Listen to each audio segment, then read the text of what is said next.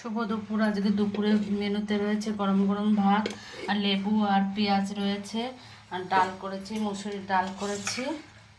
আজকে খুব দেরি হয়ে গেছে।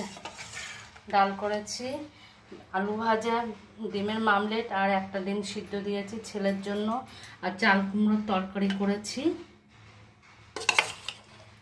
চাল কুমড়োর তরকারি করেছি আর পেঁয়াজি করেছি। পেঁয়াজিগুলো এত ভালো হয়েছে, মচমচ করছে। এই হলো দুপুরের মেনু।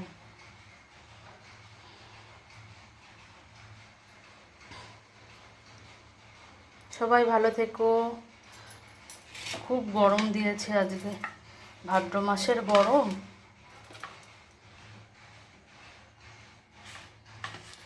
জায়গাটা এত ছোট না। সবাই ভালো থেকো।